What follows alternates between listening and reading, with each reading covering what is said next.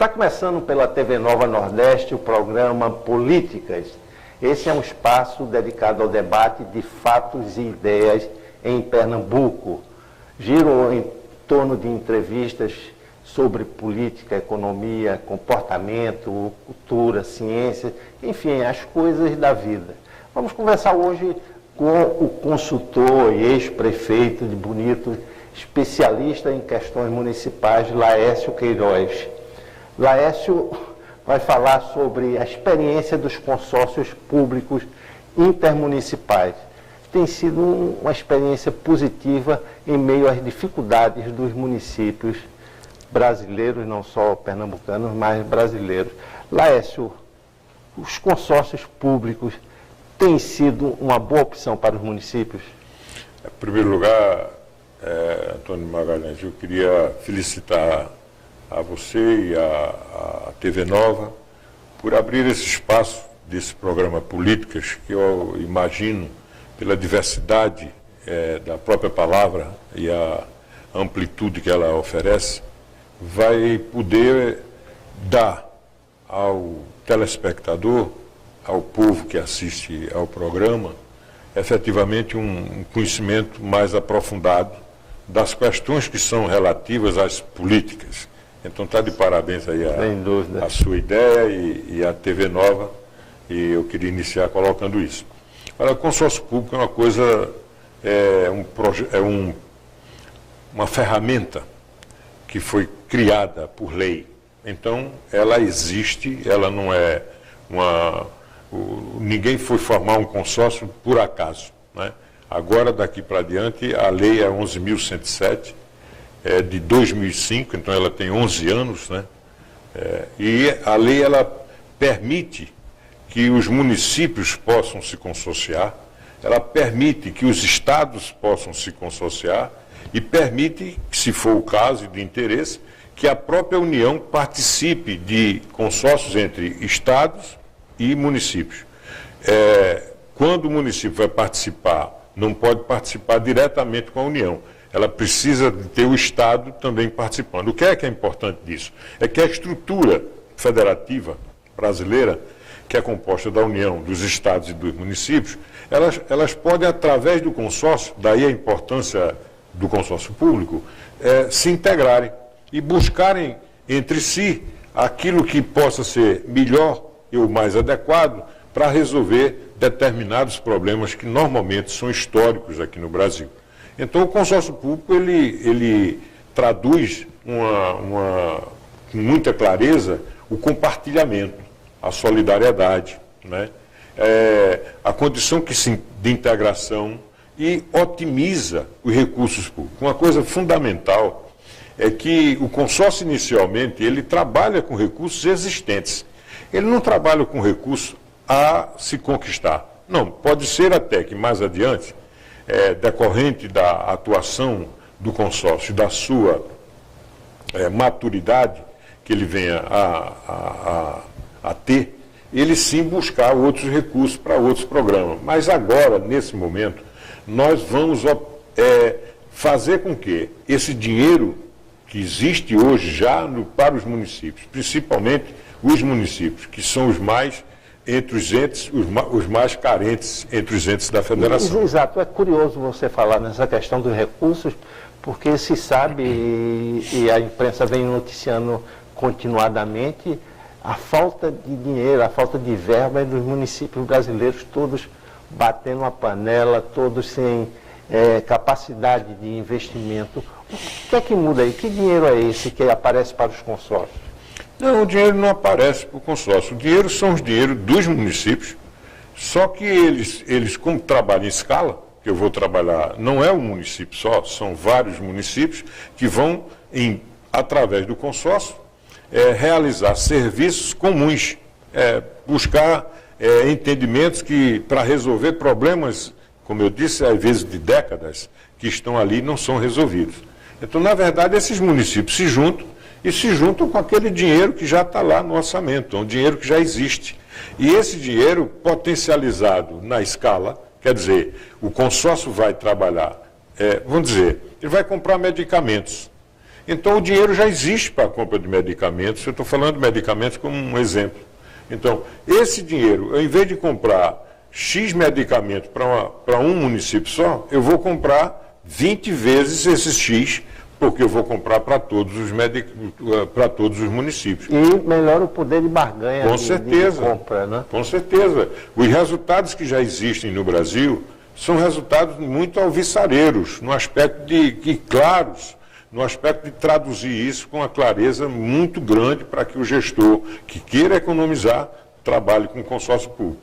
E todas essas, não só na parte do gasto mais direto, mas da saúde, por exemplo, ele integra a saúde, ele faz com que a saúde ela se regionalize dentro das atividades dos serviços prestados pela saúde, naquele espaço, naquele território que compõe aqueles municípios. Então, isso também integra mais os secretários municipais de saúde e valoriza o trabalho dos secretários de saúde, fazendo com que eles estabeleçam, estudando, pesquisando, prospectando um programa, um plano de poder atuar em conjunto com o Estado, poder fazer uma qualidade de saúde melhor para a população. Nos anos 80, no final dos anos 80, existiam as associações dos municípios, que depois passaram a ser consórcios, como determina a lei 11.107 de 2005.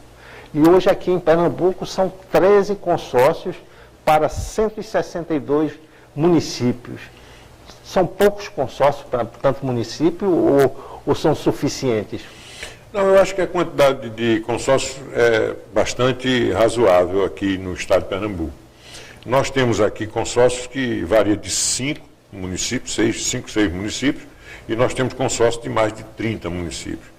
Então, nesse conjunto, dá 162 municípios, são 88% dos municípios consorciados.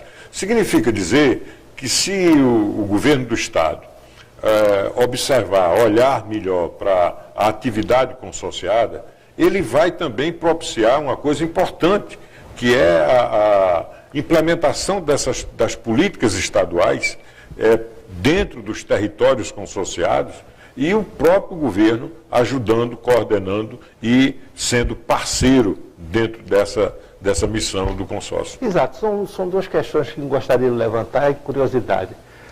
Em outros estados, os governos estaduais eles têm um foco mais colaborativo com esses consórcios, né? A outra questão é que a maioria desses consórcios estão fora das regiões metropolitanas. As regiões metropolitanas não se interessam por consórcios? É verdade. Na maioria dos casos, são os municípios menores.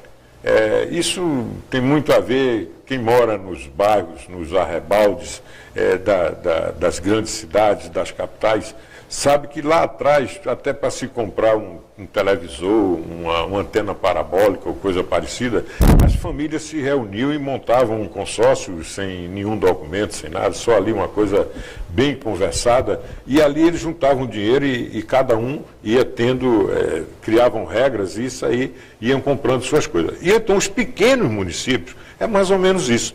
Os pequenos municípios que precisam economizar mais, porque já não tem tanto para atender a demanda da população, eles se juntaram. E isso aconteceu lá atrás, na década de 60, em São Paulo. Começaram, então, os consórcios a surgirem aleatoriamente, de uma forma absolutamente promíscua, vamos dizer assim, no aspecto legal. E depois, então, esses consórcios foram se traduzindo em associações, criaram os consórcios chamados consórcios administrativos, e daí, então, forçou-se, em função da atividade maior que era a saúde, que a maioria dos nossos consórcios, quase 90%, ou mais, um pouco mais de 90%, são consórcios de saúde no Brasil. Hoje, no Brasil, nós temos cerca, oficialmente, de 500, pouco mais de 500 consórcios efetivos.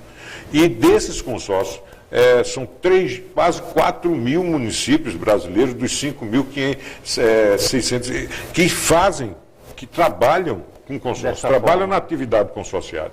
E aí você diz, e o Estado ajudando, evidentemente que motivará que esses municípios se integrem. Por exemplo, o telespectador que está em casa e está nos assistindo, tem que, e percebe muito claramente, que consociar é unir, é união. Então, o que é que vai fazer? Você vai unir os municípios, vai unir os estados, mas vamos falar mais dos municípios, vai unir os municípios para que eles possam, unidos, buscar soluções para problemas que um sozinho não resolve. Essa é a questão. Por exemplo, nas regiões metropolitanas, a maioria dos municípios que pertencem às regiões metropolitanas se acham que tem condições de resolver todos os seus problemas. E isso não se traduz. Por exemplo, a nossa capital, ela tem um problema crônico, que é um problema de mobilidade, mas a mobilidade da nossa capital, do Recife, ela depende de que seja harmonizado um plano com todos os municípios metropolitanos, com Olinda, com Igaraçu, com Paulista, com São Lourenço. Outro item é a questão da saúde oferecida pelo município do Recife e é usufruída, se a gente pode dizer assim, é usada pela população de outros municípios metropolitanos, né? Nem tanto. Nesse caso aqui, no caso específico de Pernambuco, Pernambuco é um estado que tem mais hospitais estaduais regionalizados, né? E aqui na capital são vários hospitais regionalizados. O Recife agora que vai ter o seu primeiro hospital, que é o Hospital da Mulher. Então, na realidade, o Recife poderia ter sido uma cidade que ter um trabalho melhor, mais adequado na área da prevenção, na área da atenção básica. Por quê? Você há de convir que com a instalação dessa unidade hospitalar específica para atendimento da mulher, há um custo mais elevado. Todo mundo espera e acha, está na cabeça das pessoas, que é o hospital que resolve a coisa da saúde. Na realidade, o hospital, ele ajuda a resolver, e é muito caro, porque tudo que é de hospital, normalmente é da alta complexidade. E aí você tem média e alta complexidade. Aí você tem um custo elevado da atuação da saúde. Os municípios, como a sua responsabilidade principal, não quer dizer que ele faça as outras, é a atenção básica, é a prevenção, então cabe muito mais que eles se integrem para buscar soluções para isso, para fazer com que funcione o posto de saúde e faça com que diminua o número de pessoas que vão para a alta complexidade. A camada tem um problema que, às vezes, é de uma cirurgia eletiva que custa muito mais barato e decorrente da dificuldade de se achar a possibilidade de se realizar a cirurgia pelas várias etapas que traduz, chega-se a uma situação de estrangulamento. Por exemplo, um apendicite, um problema da vesícula, e aí estrangula ou chega um momento de urgência e vira uma conta maior para o governo e um risco maior para o paciente. Vamos fazer um pequeno intervalo e eu queria saber de Laércio Queiroz, consultor, ex-prefeito de Bonito e especialista em questões municipais, como é que ficam os municípios nesse governo Temer que tomou posse ontem? Daqui a pouco a gente volta. Até já.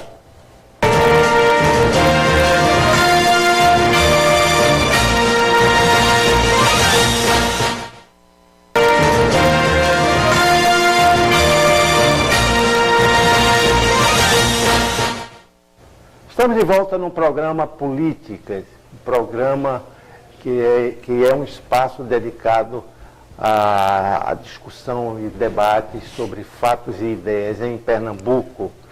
Conversamos hoje sobre consórcios públicos intermunicipais. Quem está aqui conosco é Laércio Queiroz. Ele é consultor, ex-prefeito de Bonito e especialista nesta questão municipal. Antes do final do bloco, um bloco anterior, que falamos especificamente do modo de operação dos consórcios municipais, ficou uma pergunta no ar. Como o novo governo que assumiu semana, o governo Temer, vai tratar os municípios? De que forma os municípios pretendem um diálogo com essa nova administração? Laércio. Olha, eu vejo sempre os municípios como o primo pobre da federação. E ao longo de toda a história republicana, e principalmente agora com a Constituição de 88, quando se colocou o município como ente da federação. Para quem não sabe, o Brasil é o único país no mundo onde o município é um ente federativo. Então, a Federação Brasileira, como já dissemos no início do programa, é União, Estados e Municípios. Só que os municípios são sempre os executores das tarefas da implementação das políticas públicas, seja quais sejam, seja na área da saúde, seja na área da educação, principalmente nesse contexto de todas as políticas assistenciais seja levado para que o município faça. E, na realidade, o que houve de 88 para cá foi um incremento cada vez maior de responsabilidades e os recursos financeiros não foram acompanhando a essas responsabilidades. E aí, a maioria dos municípios, todos os municípios, eu digo porque existem alguns mais ricos que têm receitas suficientemente adequadas para fazer a implementação de quaisquer políticas, mas a maioria, quase a totalidade dos municípios brasileiros, lembrando que no Brasil nós temos 88% dos municípios com menos de 50 mil habitantes. Significa dizer que nós temos um contingente enorme de pequenos municípios que não sobreviverão sozinhos. Por isso, a importância do consórcio público. Então, na realidade, essa visão do consórcio público dentro desse contexto, também ele diminui esse impacto dos poucos recursos, somatizando esses recursos e fazendo com que se estabeleçam soluções para aqueles serviços que os municípios precisam fazer a custo mais baixo, uma vez que eles já não são aquinhoados pelo poder central. No governo novo, ou qualquer governo que venha pela frente, é necessário que os prefeitos, que os municípios estejam unidos, integrados. E essa é a grande dificuldade, porque você tem quase 5.700 municípios no Brasil, que são 5.565, e aí esses municípios, eles, por estarem, além de regiões e estados absolutamente com peculiaridades de dificuldades muito diferentes, esses municípios sofrem muito, principalmente os nossos municípios do Nordeste. Eu digo que se os prefeitos, se os gestores, as prefeitas, tiverem estabelecido um programa onde pudessem observar a natureza dos problemas municipais, eles convergiriam tranquilamente para os consórcios públicos. Com os consórcios, eles estariam mais fortalecidos para, junto a qualquer governo federal, buscar os recursos necessários e a posição política necessária para que os municípios possam verdadeiramente se achar como ente da federação, que lamentavelmente até hoje ele é um pouco renegado. Inclusive, antes de assumir, o então vice-presidente Michel Temer falava em que tem que mudar essa política em relação aos municípios, tem que alterar esse pacto federativo, porque uma vez que os municípios só têm o ônus do pagamento desses programas, dessas questões todas, e não tem o bônus, quer dizer, a verba, precisava dividir tudo isso, e não a União, o governo central, ficar com todos os benefícios. Observe o seguinte, a figura, a natureza da lei da 11.107 de 2005, a natureza dela é uma natureza, como eu disse, de união. Ela junta os municípios como podem juntar os estados. Então, para se discutir pacto federativo, nós já temos uma legislação muito clara e prática para a sua operacionalidade. Quer dizer, eu não preciso inventar mais nada, ou quase nada, para se constituir o pacto federativo. O pacto federativo já se dá através dessa unidade de junção de esforços entre os municípios, potencializando o que tem de recursos, seja recursos técnicos, seja recursos financeiros, e principalmente os recursos políticos, para que se possam resolver as situações. Então, você já tem um pacto federativo. Se os municípios, buscando qualquer governo, mas forem com propostas já concretas acima da questão partidária, ou política partidária, efetivamente, se for com projetos claros, e aí com planos diretores, com planos de mobilidade, plano de resíduo sólido, a questão da saúde, se levar isso com base, com instrumentalizado por informações técnicas, estatísticas, efetivamente, não há governo que não possa atender os municípios. Agora, na forma que está, os municípios dispersos, simplesmente verificando aquela questão do coronelismo que é arraigado na nossa cultura, que é dar sempre a subserviência, de ser subalterno, de depender, de se senhor, quem chega com chapéu grande, eu boto a cuia de lado. Então, na realidade, esse município não vai avançar. O município que vai avançar é o município que se prepara, que se planeja, que se condiciona, que se fortalece politicamente, que sabe se juntar aos outros, que tem a humildade, porque isso é uma questão de humildade. Porque o município, porque é mais rico do que o outro, ele tem que ser solidário com o outro, porque normalmente uma metrópole, como é o Recife, por exemplo, se não for tratada a região metropolitana, efetivamente os problemas metropolitanos chegarão como chegam aqui em Recife. Então, não dá para imaginar você ter mais hoje regiões metropolitanas sem que você tenha uma gestão metropolitana condicente com isso. E aí é outro ponto de fortalecimento. Porque quando você junta as regiões metropolitanas, você tem um poderio político ainda maior para buscar os recursos necessários para cumprir os projetos que a população espera. Outro grande problema da área municipal é a questão da previdência dos servidores. Isso daí vem estourando em todo o Brasil, né? Essa previdência dos servidores municipais, que era ligada à previdência estadual, passou por lei a ser de responsabilidade das prefeituras, e as prefeituras não têm recursos, não têm poder de gestão sobre isso. Como resolver essa questão? Na realidade é gestão, né? É compreender que dinheiro público é dinheiro público e dinheiro de previdência dos servidores é dos servidores. Não é dinheiro público. Isso não é dinheiro para o governo botar a mão. E o que ocorre no Brasil há anos é que se mexe no dinheiro da Previdência para tapar os outros rombos que se fazem do governo. E tem ocorrido em alguns municípios, efetivamente, a malversação de utilizar-se de recursos, que são recursos dos servidores, porque esses recursos são oriundos, precisamente, são formados daquilo que é descontado do servidor e daquilo que é repassado pelo patrão, que no caso seja o município. Então, esses recursos são recursos que pertencem ao servidor e não pode ser desviado para utilizar-se para outras coisas. Então, primeira coisa é isso aí. Segunda coisa é a questão da gestão.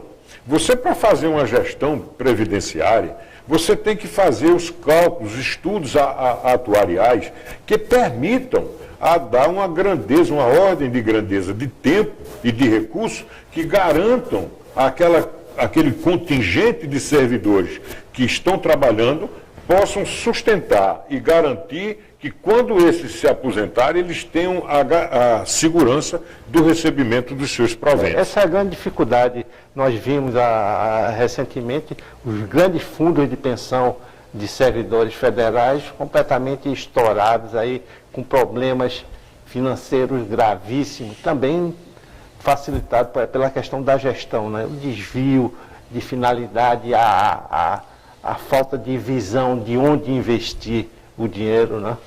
Nós temos uma legislação municipal, eu vejo muita gente falar dos gestores, e poucos, o senhor quando vota para deputado federal, para deputados federal, então vota para senadores, o senhor vota nessas pessoas para que eles façam as leis. E essa legislação, que o senhor imagina, a legislação que faz as regras do acompanhamento da administração pública, ela data de fevereiro de 1964. Então, são 52 anos que nós temos essa legislação, que chama a Lei 4.320, que é de 1964.